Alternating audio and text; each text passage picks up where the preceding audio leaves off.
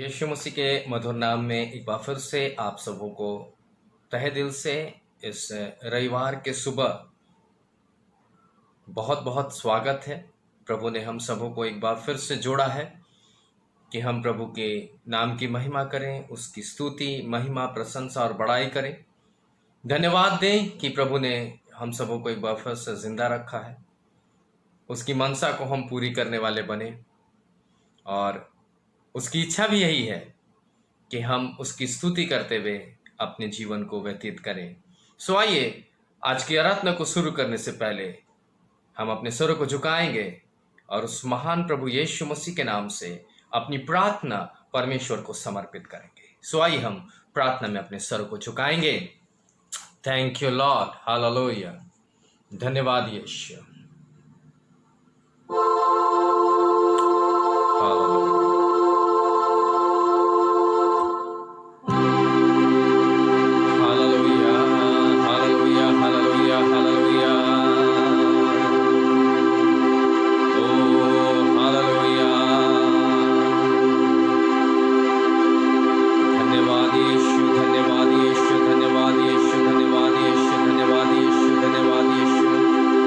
सामर्थ्य प्रभु आपका धन्यवाद हो यीशु, धन्यवाद हो प्रभु, धन्यवाद हो मेरे परम पिता परमेश्वर, मेरे राजा, मेरे मुक्तिदाता प्रभु, आपका धन्यवाद हो। Thank you Lord. हमारे जीवित सामर्थ्य प्रभु अनुग्रहशाली पिता परमेश्वर, हम आपका धन्यवाद करते हैं कि आपने अपनी सामर्थ्य से अपने पवित्र भुजबल में प्रभु हमें बनाकर एक और नया दिन दिया प्रभु। और आज के दिन जबकि प्रभु एक बार फिर से हम सबको इस सम्मिलित होकर प्रभु तेरी आराधना करने के लिए एकत्रित हैं, हम में से प्रत्येक विश्वासी को प्रभु अपने पवित्र पवित्र पवित्र पवित्र पवित्र उपस्थिति में प्रभु ले। हमारे मन की पीड़ा, हमारा हर एक सोच, हमारी हर एक दुर्बलता यीशु तेरे नाम से जाती रहे। हमारे जीवन पर प्रभु तेरा अधिकार हो, पवित्र आत्मा की सामर्थ का घेरा हो प्रभु। और आज जबकि प्रभु आपने एक बार फिर से हमें जीवन दान दिया, हम बड़ी ईमानदारी के साथ धन्यवाद करते हुए अपना सर्वस्व प्रभु आपको चढ़ाएं। इस समय जितने बुजुर्ग, जवान और बच्चे प्रभु आपके हमद और शितायत करने के लिए यहाँ एकत्रित हैं प्रभु, इस माध्यम से प्रभु हम प्रार्थना करते हैं हर एक को आशीषित कर, हर एक को ब्लेस कर और अपने नाम की निमित्त अगुवाई प्रदान कर। Hallelujah, hallelujah, hallelujah. पिता परमेश्वर तू अपने स्वर्गीय उपस्थिति से प्रभु हर एक जन पर अपने पवित्र आत्मा को उंडेल, ताकि हमारी आराधना, हमारी प्रार्थना, हमारा निवेदन, हमारा वचन का पढ़ना, वचन का सुनना, सब कुछ आपको भाए प्रभु। आप हमें गाइड करें, आप हमें नियंत्रित करें प्रभु, ताकि हम आपके जिंदा कलाम को, जिंदा नाम को और उत्तम आशीष को जो आपने हमें दिया उसके लिए हम धन्यवाद करते हुए अपने समय को तेरे नाम से चढ़ा सकें।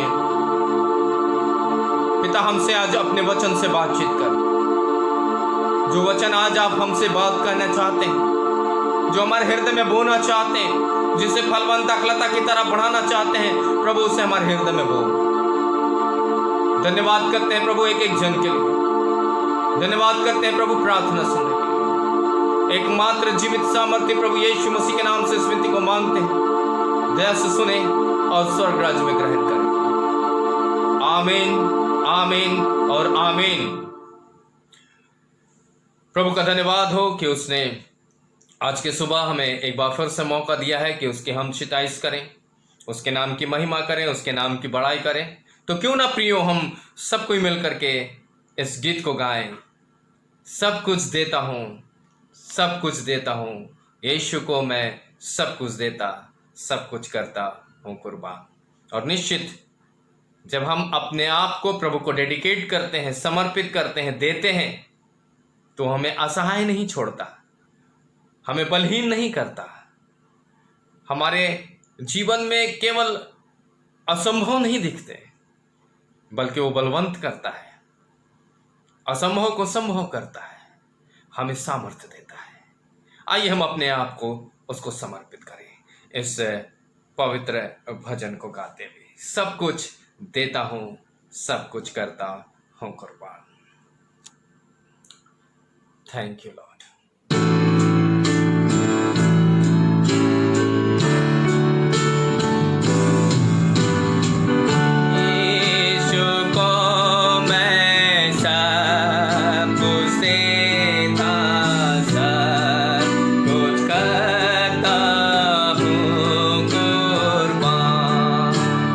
जीऊंगा मैं रोज मसीह में, रोज परखूंगा ईमान। समय देता हूँ, समय देता हूँ, तुझको मुबारक मुझे सब देता हूँ। यीशु को मैं सब कुछ देता, मुझे बिल्कुल अपना कर। तेरी मकबूलियत की गवाही हूँ मैं तेरा सारा सर। सब मैं देता हूँ, सब मैं देता हूँ, तुझको मुबारक मुझे सब देता हूँ। यीशु को मैं सब कुछ देता, झुकता तेरे कदमों पर, छोड़ता सारी दुनियादारी, मुझे ले और अपना कर। सब मैं देता हूँ, सब मैं देता हूँ, तुझको मुबारक मुझे सब देता हूँ। यीशु को मैं सब कुछ देता, अभी उसके पाक हुजूर मुझ में भर पिया और खूब बरकतों से कर मामूर। सब मैं देता हूँ, हालेलुया, सब मैं देता हूँ, तुझको मुबारक मुझे सब देता हूँ। यीशु को मैं सब कुछ देता, रूह की आग दिल में है, आका मिलना सा की खुशी सना सना उसकी जय। सब मैं देता हूँ, सब मैं देता हूँ, तुझको मुबारक मुझे सब देता हूँ।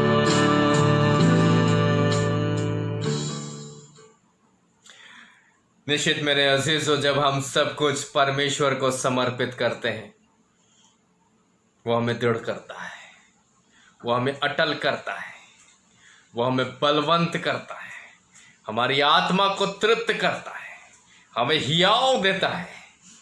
आइए प्रभु के वचन की तरफ आपका ध्यान मैं थोड़े समय के लिए केंद्रित करना चाहता हूँ। प्रभु ने जो मुझे दिया मैं आपके साथ बांटना चाहता हूँ। प्रभु के सामर्थ्य नाम से एक बार फिर से मैं आपके सामने परमेश्वर के मंदिर होने के नाते परमेश्वर के दृष्टिकोण को मैंने आपके साथ रखा है और किस प्रकार से एक एक बात को मैंने आपके समक्ष स्पष्ट करने का प्रयत्न किया है। आज के वचन के बाद जो मैं बात करूंगा वो थोड़ा शायद सुनने में कड़ा हो या सुनने में थोड़ा सा असहज महसूस हो या उसे एक्सेप्ट करने में, उसे अपनाने में थोड़ी सी तकलीफ हो, लेकिन मैं ये चाहता हूं कि आप प्रभु के वचन से एक एक बातों को आप अपने जीवन के लिए महसूस करें, क्योंकि प्रभु का जिंदा कलाम हमें तैयार कर रहा है अजीजों।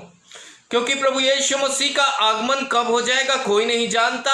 उससे पहले हमें अपने आप को स्ट्रॉन्ग कर लेना है, दृढ़ कर लेना है, अटल कर लेना है। और यही प्रभु का कलाम मैं इन दिनों आपके साथ बांट भी रहा हूं और बता भी रहा हूं कि किस प्रकार से परमेश्वर के मंदिर होने के नाते हमारे लिए नियम ठहराया गया है। और उस नियम के तहत सबसे पहली बात हमारे सामने पिछले रविवार को मैंने आपके साथ रखा था कि किस प्रकार से दाऊद एक अटलता के साथ, एक दृढ़ता के साथ, एक मजबूत इरादे के साथ गोलियत रूपी समस्या के सामने खड़ा हो गया। गोलियत पलिश्ती शासक के उस बलिष्ठ बलवान काया के तहत दाऊद के सामने खड़ा था। दाऊद घबरा गया था? नहीं, दाऊद घबराया नहीं था, बल्कि इजरायली सेना घबराई हुई थी और पलिश्ती सेना बड़े आराम के साथ अपनी छावनियों के अंदर इस बात को देख रही थी कि किस प्रकार से इजरायली जिस परमेश्वर को मानते थे, जिस परमेश्वर की महान और गाथा को सुना था पलिश्तियों ने, वो पलिश्ती इजरायलियों की उस अवस्था को देख करके मंद मंद मुस्कुरा रहे थे। और इस मुस्कुराहट को दाऊद जब देखता है तो बड़ा विचलित हो जाता है कि इनकी क्या ऐसी औकात, इनकी क्या एक ऐसा सर, क्या परमेश्वर के दृष्टि में ये पिद्दी नहीं है? क्या ये छोटे नहीं है? क्या ये गोलियत जो संसारिक दृष्टि में महान दिख रहा है, बड़ा दिख रहा है, बलिष्ठ दिख रहा है, बड़ा ऊंचा कद काठी का दिख रहा है, क्या परमेश्वर के सामने ये बौना नहीं है? क्या ये परमेश्वर के सामने ठिगना नहीं है? क्या परमेश्वर के सामने ये निर्बल नहीं है? क्या ये परमेश्वर के सामने निर्बुद्ध नहीं है? क्या ये परमेश्वर के सामने हवा नहीं है? क्या परमेश्वर के सामने ये घास किनाई नहीं है? ये गोलियत नहीं जान रहा है, लेकिन मैं जानता हूं कि मैं परमेश्वर के नाम से जब गोलियत के सामने खड़ा हो जाऊंगा तो गोलियत परमेश्वर और मेरे मध्य खड़ा हो जाएगा और गोलियत को मैं धाराशाही कर दूंगा सिर्फ परमेश्वर के नाम से, मेरे अजीजों। और गोलियत के सामने दाऊद एक लाठी और गोफन में एक पत्थर और 5 पत्थर उठाए थे, जिसे एक पत्थर ही केवल उसने गोफन में भरा और भर करके गोलियत के सामने आ गया। और गोलियत तो कहता है कि तू मुझे कुत्ता समझता है जो लाठी लेकर आया है, जो मुझे भगाएगा। और फिर अपने देवी देवताओं का नाम लेकर गोलियत जो है उसे श्राप देने लगता है, उसे कर्ज करने लगता है और कहता है कि आज मैं तुझे टुकड़े टुकड़े कर करके आकाश की पक्षियों को खिला दूंगा। लेकिन दाऊद कहता है, हे गोलियत, तू परमेश्वर को नहीं जानता, मैं उसी नाम से तेरे पास आया हूं। और गोलियत देख, आज परमेश्वर तुझे मेरे हाथों में कर देगा और तेरा सर धड़ से मैं अलग कर दूंगा और आकाश के पक्षियों को तेरा चारा बना दूंगा और तू ये देखेगा, तू महसूस करेगा। और निश्चित मेरे अजीजों, एक दृढ़ संकल्प के साथ जब दाऊद गोलियत के सामने खड़ा होकर इस बात को कह रहा है, परमेश्वर उस जगह उसके साथ होता है।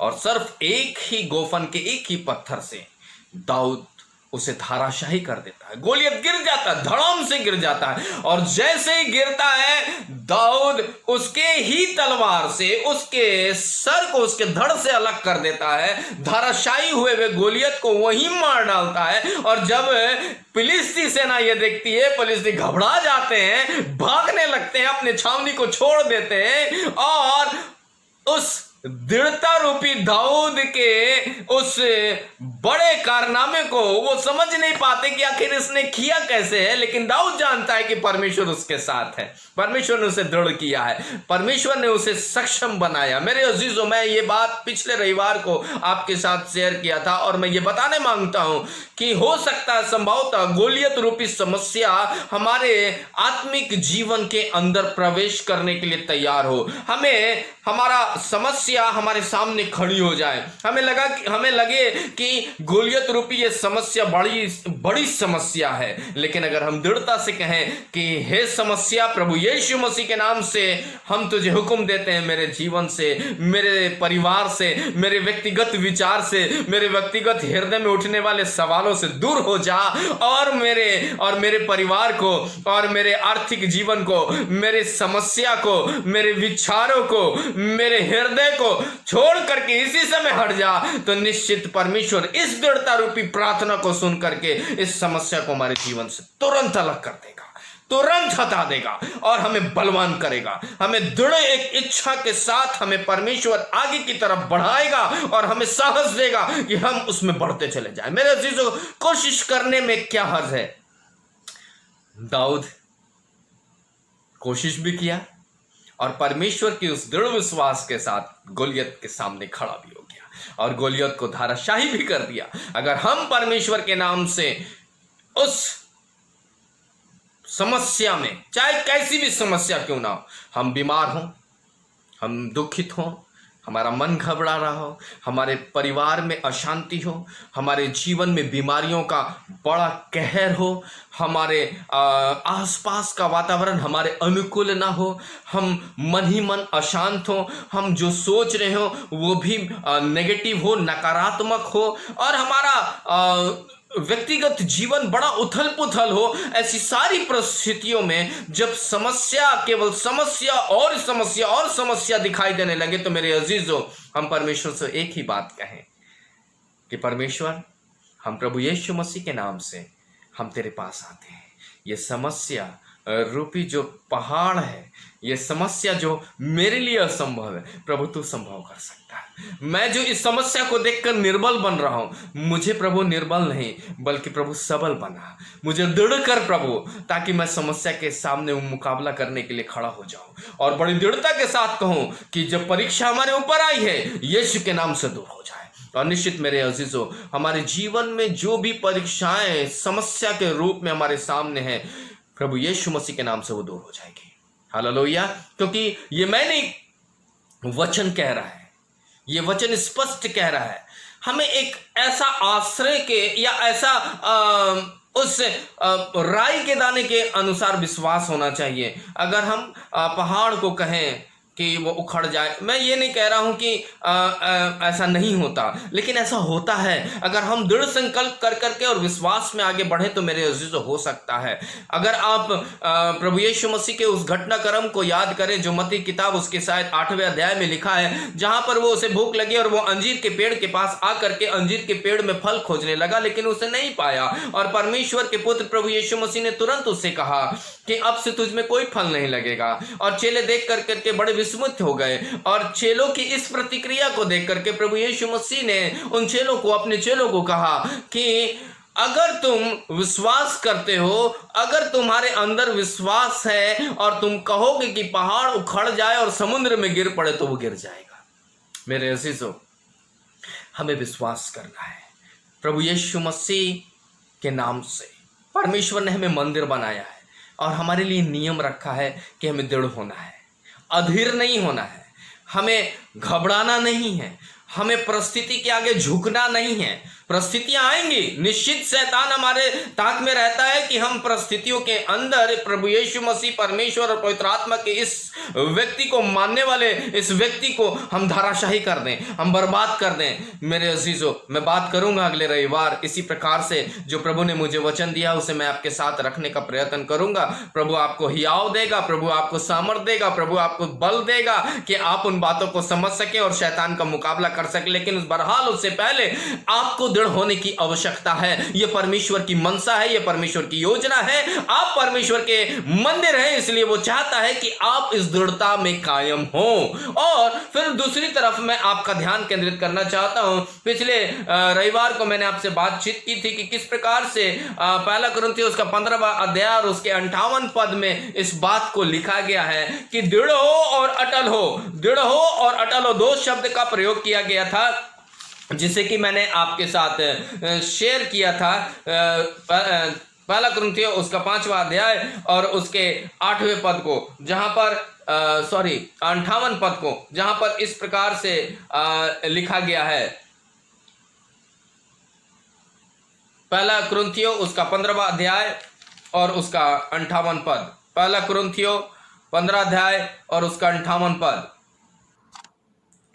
पहला कुरिन्थियों उसका जैसा कि मैं बता रहा था, पहला कुरिन्थियों उसका 15वां अध्याय और उसके 58 पद में इस प्रकार से लिखा है, इसलिए हे मेरे प्रिय भाइयों, दृढ़ और अटल रहो तथा प्रभु के कार्य में सर्वदा बढ़ते जाओ, क्योंकि तुम जानते हो कि तुम्हारा परिश्रम अर्थात तुम्हारी सेवा अर्थात प्रभु का वचन का सुसमाचार प्रचार करना प्रभु में व्यर्थ नहीं है। हालेलुया। और यही दो बातें हैं जिनको कि हमें अपने जीवन में रखना है। और पहली बात जो मैंने आपको बताई थी वो थी दृढ़ता, और उसका उदाहरण मैंने दाऊद के जीवन से दिया। अब दूसरी एक जगह है जहां पर एक अटलता है, जहां पर एक अटल निश्चय है कि मुझे ये करना है और इसे करने के लिए मुझे कोई रोक नहीं सकता। हालांकि जब हम इस परिस्थिति के अंदर आते हैं तो ये परिस्थितियां जो हैं हमें कई बार रोकती हैं। हमारे अंदर की दृढ़ अटल निश्चय को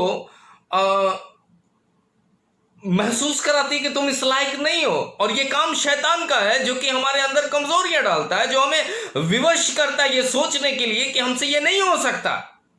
उदाहरण के लिए बाइबल के अंदर ही निर्गमन की किताब को अगर हम देखें, निर्गमन की किताब उसके 3रा अध्याय उसके 7 पद 8 पद 9 और 10 पद, वहां पर एक घटनाक्रम को होते हुए देखते हैं जहां पर कि परमेश्वर मूसा से बातचीत कर रहा है। परमेश्वर मूसा से ये कह रहा है कि देखो, मैंने एक दृढ़ निश्चय लिया है कि मैं अपने लोगों को जो मिस्र के अंदर हैं उनके विलाप को, उनके रोने को, उनके दुख को, उनकी पीड़ा को मैं नजरअंदाज नहीं कर सकता। इसलिए मैं ये एक योजना बनाया हूं जिसे कि अटलता से मुझे पूरा करना है, और उसके लिए मैं तुम्हें सहभागी बनाना चाहता हूं। और मूसा, तुमको मेरे लिए काम करना है।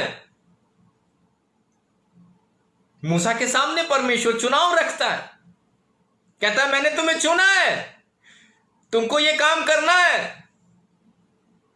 मूसा अपने शारीरिक अस्तित्व को और बीते हुए कल की बात को देख करके भयभीत है और अपनी कमजोरियों को परमेश्वर के सामने रख रहा है। लेकिन परमेश्वर कहता है कि याओ बांध, मैं तेरे साथ हूं। देखिए, कुछ बातें वहां पर होती हैं जिनको कि मैं आपके साथ परमेश्वर के वचन से रखना चाहता हूं। पहली बात जो वहां पर निर्गमन की किताब उसका 3रा अध्याय और उसके 7वें पद में लिखी गई है, जहां पर इस प्रकार से लिखा है। अगर आप 4थे पद को देखें तो मूसा को यहोवा एक जलती हुई झाड़ी के रूप में दिखाई देता है और उत्सुकतावश मूसा उस जगह पर जाता है जहां पर वो अपने ससुर यित्रो, जो ससुर है उसका, जिसका नाम यित्रो है, उसके भेड़ और बकरियों को चढ़ा रहा था जो मिद्यान के अंदर है। और उन भेड़ बकरियों को चराते हुए वो होरेब पर्वत पर के पास में है और वहां पर वो जलती झाड़ी को देख रहा है, लेकिन भस्म होते हुए नहीं देख रहा। और वहां पहुंचता है, 4था पद को पढ़िएगा तो वहां लिखा कि यहोवा ने देखा कि वो देखने के लिए मुड़कर चला आ रहा है, तो परमेश्वर ने इसे झाड़ी के बीच से पुकार और कहा, मूसा है मूसा। अब परमेश्वर मूसा को बुलाता है, पहले तो बुला रहा है, अट्रैक्ट करता है अपनी तरफ, फिर मूसा को कहता है आओ मेरे पास आओ।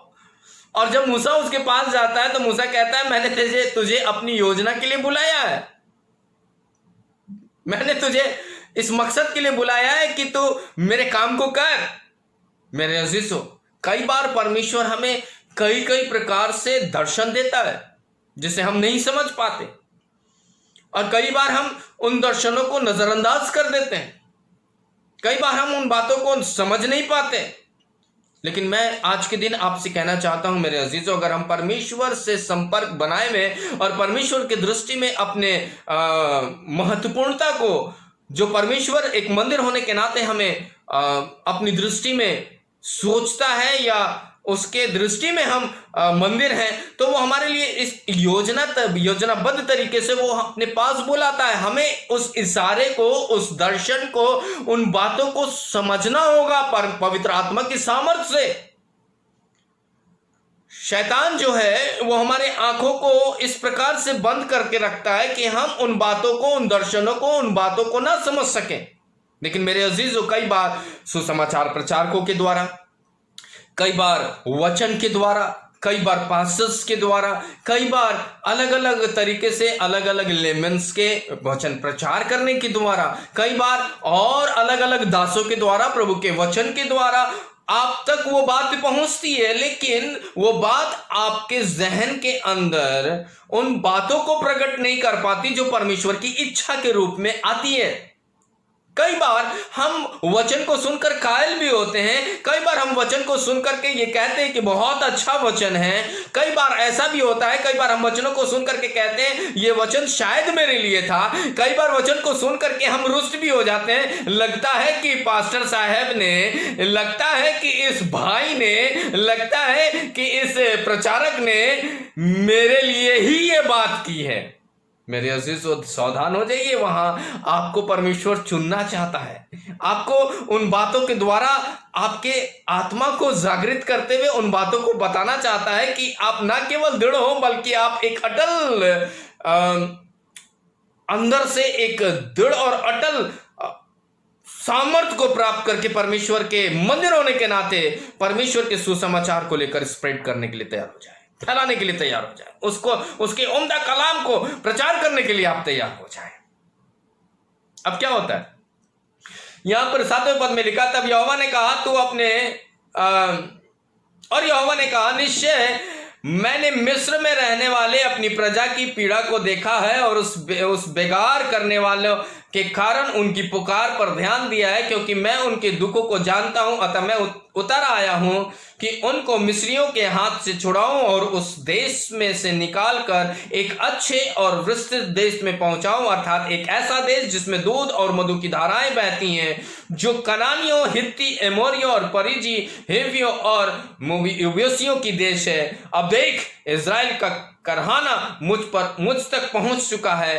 फिर मैंने यह भी देखा है कि किस प्रकार मिस्री उन पर अत्याचार कर रहे हैं। इसलिए अब आ, मैं तुझे फिरौन के पास भेजूंगा। मूसा, मैं अब तुझे फिरौन के पास भेजूंगा। तू मेरा रिप्रेजेंटेटिव होगा, तू मेरा दूत होगा, तू मेरा काम करने वाला होगा और तू मेरे मकसद को पूरा करने वाला होगा। और मूसा पहले तो घबरा गया कि मिस्र का नाम सुन करके, क्योंकि वो मिस्र में एक सैनिक को मार करके आया था। वो घबरा गया कि कहीं मेरी खोज में लोग होंगे तो मुझे पकड़ेंगे और मार डालेंगे। लेकिन परमेश्वर कहता है कि तू मेरा रिप्रेजेंटेटिव बन करके वहां जाएगा, तू मेरा संदेश वाहक बन करके जाएगा, तू मेरे काम को पूरा करने वाला बन करके जाएगा और मैं तेरे साथ रहूंगा। लेकिन मूसा अपने अंदर ये सोचता है, घबराता है और अपनी कमजोरियों का बखान करना शुरू करता है। अब क्या होता है, पहले तो वो कहता है कि मैं कौन हूं, मैं कौन हूं जो मैं फिरौन के पास जाऊं।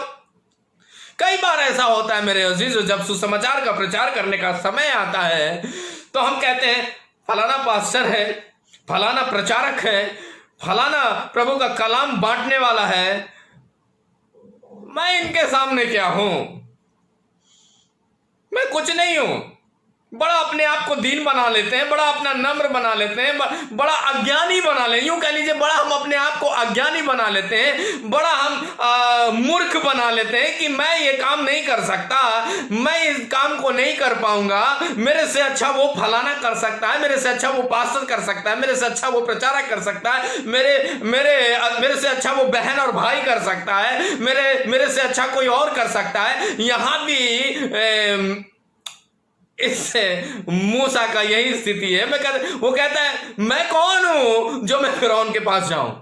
मेरे अजीजों, परमेश्वर हमें अटल बनाना चाहता है, कमजोर नहीं, कायर नहीं, बल्कि हियाव के साथ आपको जिम्मेवारी देना चाहता है, क्योंकि आप परमेश्वर के मंदिर हैं।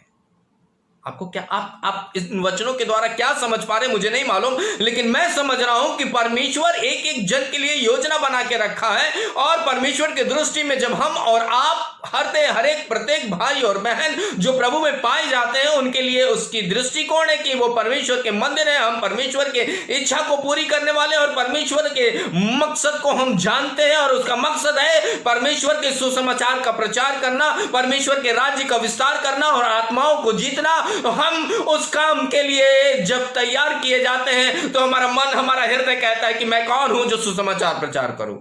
ये काम तो फलाना पास्टर का है, ये काम तो फलाने भाई का है, ये काम तो फलाना बहन का है। हम करने लगते हैं ऐसे ही मूसा की तरह।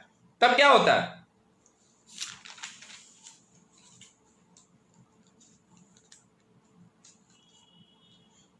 चौथे पद को, चौथे अध्याय के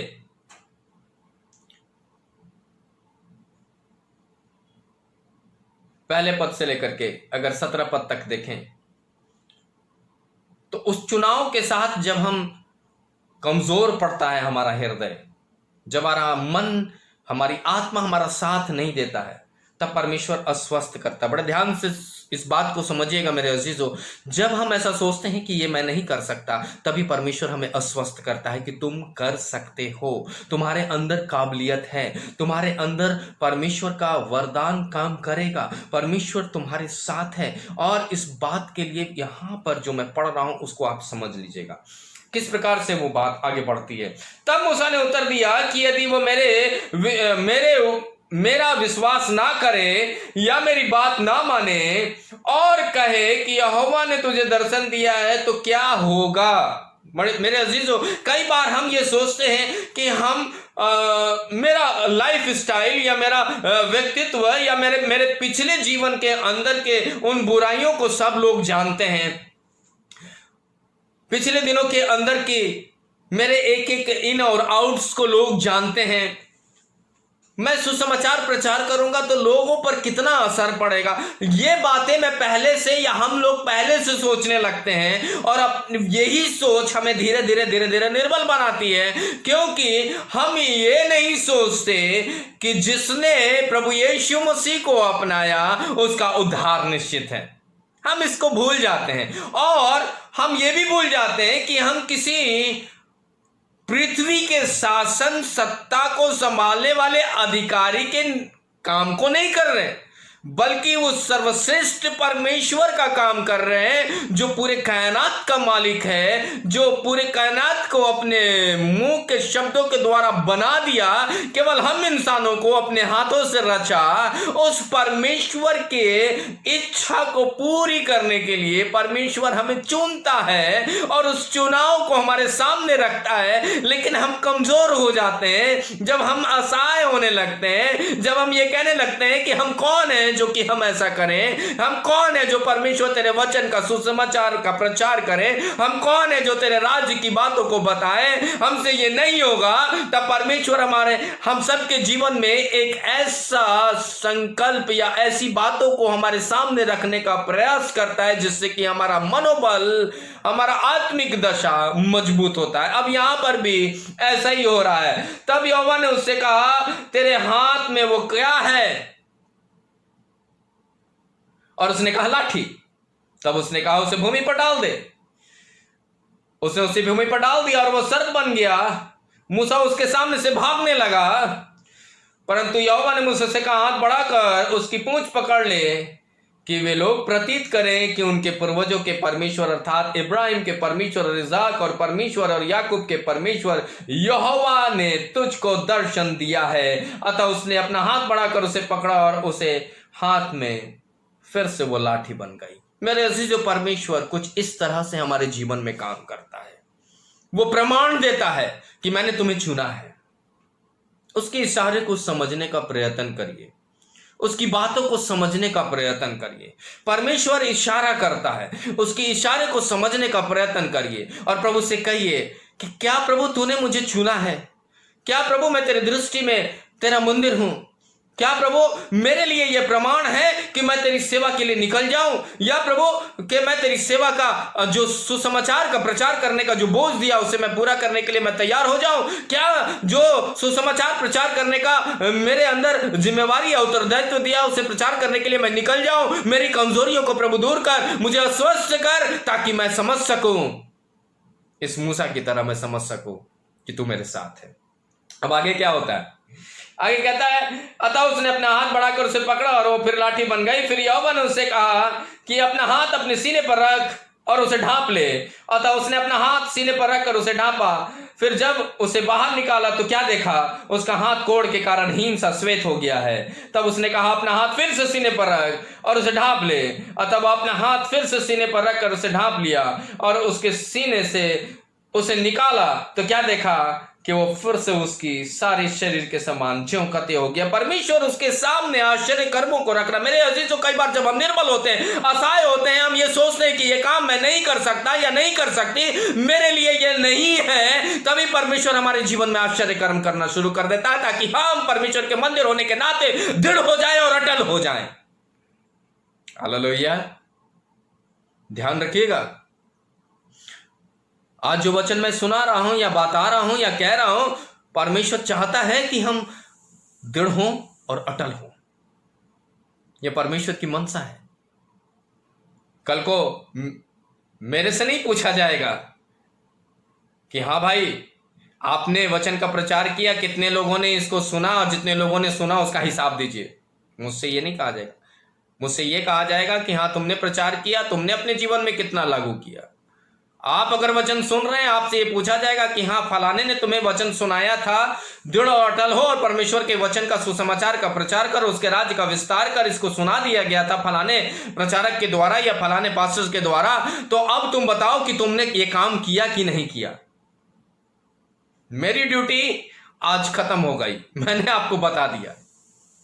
अब जिम्मेवारी आपकी है, उत्तरदायित्व आपका है, योजना परमेश्वर की है, इच्छा परमेश्वर की है, करना ना करना ये आपकी मर्जी है।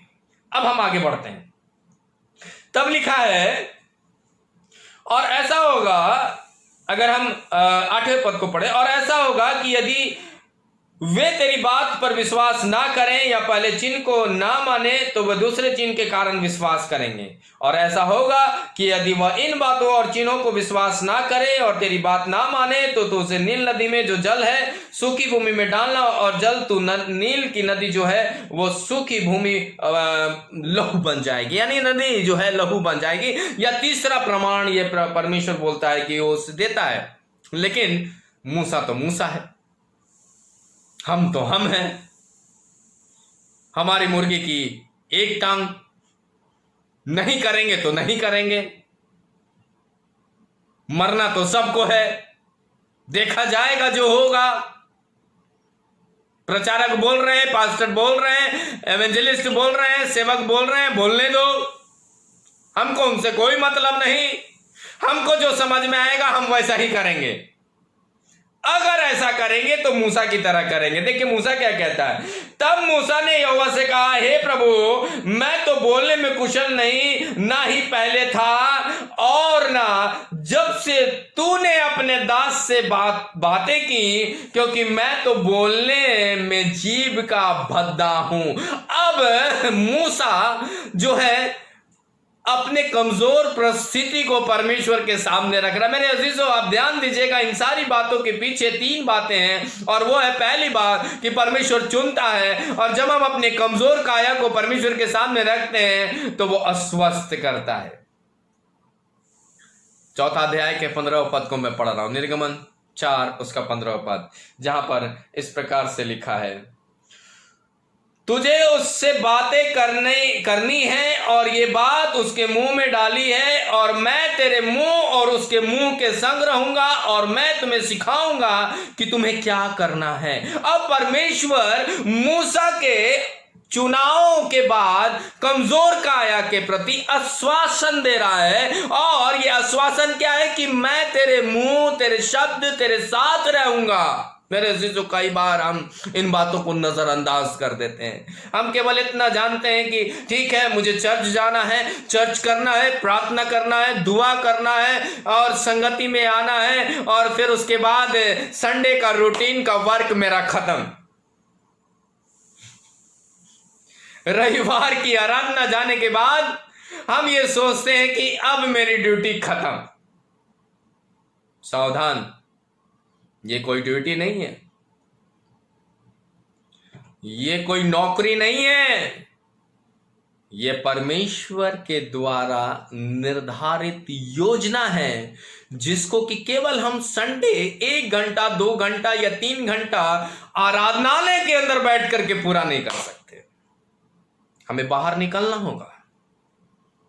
जिस सुसमाचार को हमें सुनाने के लिए वर्डन दिया गया है, बोझ दिया गया है, उत्तरदायित्व दिया गया है, उस बोझ को, उस उत्तरदायित्व को, उस रिस्पॉन्सिबिलिटी को परमेश्वर के मंदिर होने के नाते बड़ी दृढ़ता से और अटलता से स्प्रेड करना है, बढ़ाना है, फैलाना है, ताकि केवल हम नहीं बल्कि और भी बचें, और भी परमेश्वर के राज्य के विस्तार में फैलें, और भी कई लोग प्रभु को जाने।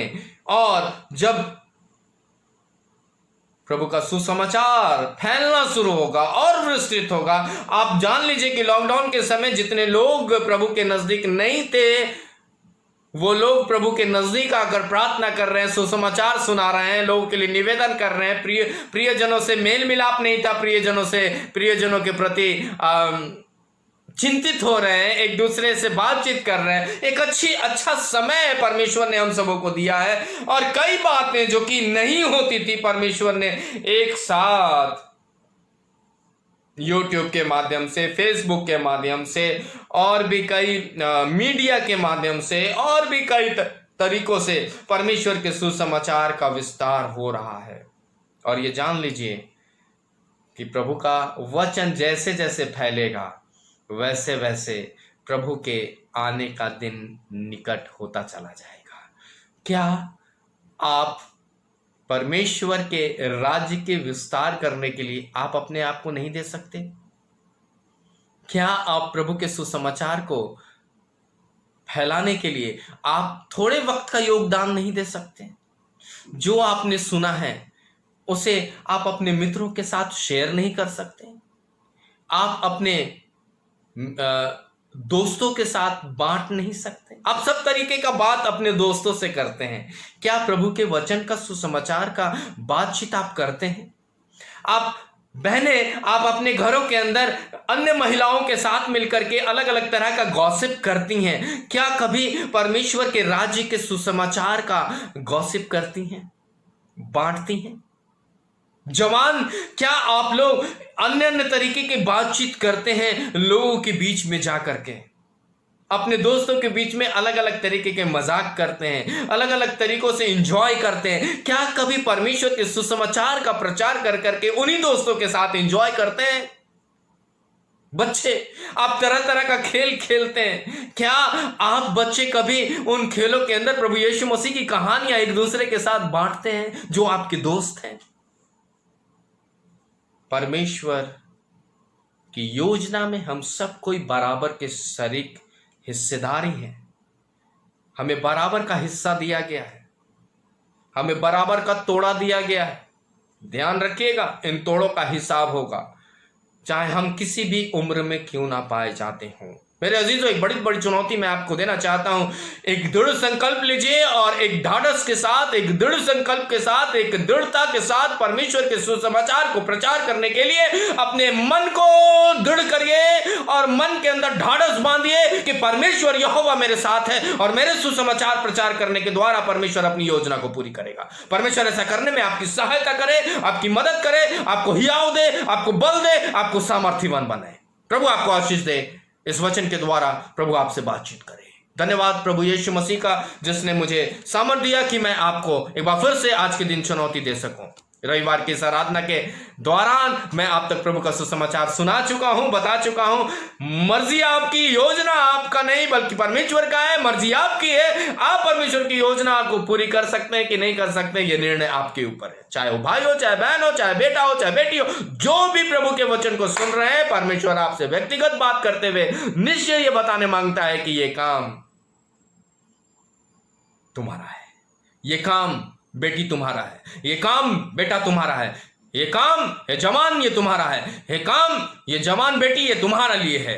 मेरे दास और दासियों के लिए है, मेरे लोगों के लिए जो सुसमाचार सुनते हैं उनको सुनाने का भी अधिकार है। प्रभु आप सबको आशीष दे, बहुत आयत से अपनी महिमा के लिए इस्तेमाल करें। Thank you. अनुग्रहकारी दयालु पिता परमेश्वर, हम धन्यवाद करते हैं कि आपने अपने लोगों को प्रभु जी आज के वचन से मालामाल किया है। प्रभु जी हम सबों को दृढ़ कर एक अटल योजना को प्रभु पूरी करने के लिए हमें इस्तेमाल कर, और जितने लोगों ने प्रभु आज के वचन को सुना है उनके हृदय को प्रभु घायल कर, ताकि आपके वचन को न केवल सुनने वाले बल्कि प्रभु उनको फैलाने के लिए अपनी जिम्मेवारी को जो आपने दी है उन्हें दर्शन दे करके बता कि उन्हें क्या करना है और क्या नहीं करना है। और हर एक भाई बहन को प्रभु बहुत आयत से इस्तेमाल होने दे, ताकि आपके राज्य का विस्तार करके प्रभु आपके राज्य में प्रवेश करने के लिए अपने आप को तैयार कर सके और आपकी आशीषों को प्रभु प्राप्त कर सके। धन्यवाद करते हैं कि एक जन के लिए, एक एक बुजुर्ग, जवान और बच्चों के लिए जो इस आराधना के अंदर जुड़े होकर के आपके वचन को सुना है। धन्यवाद करते हैं प्रभु प्रार्थना सुनने के लिए। यीशु मसीह जो कि एकमात्र हमारा उद्धार करता प्रभु यीशु मसीह है, उसके नाम से परमेश्वर इस विनती को मांगते हैं, दस से सुने और स्वर्ग राज्य में ग्रहण करें। आमीन, आमीन और आमीन। हे हमारे पिता तो जो स्वर्ग में है, तेरा नाम पवित्र माना जाए, तेरा राज आवे, तेरी इच्छा जैसे स्वर्ग में पूरी होती है वैसे पृथ्वी पर भी हो। हमारे प्रतिदिन की रोटी आज हमें दे, और जैसे हमने अपराधियों को क्षमा किया है तो हमारे अपराधों को क्षमा कर, हमें परीक्षा में न डाल बल्कि बुराई से बचा, क्योंकि राज, पराक्रम और महिमा युगान युग तेरी है। आमीन। हमारे प्रभु यीशु मसीह का प्रेम, अनुग्रह और शांति जब तक प्रभु यीशु मसीह ना आ जाए युगान युग हम पर होती रहे। आमीन। जय मसीह।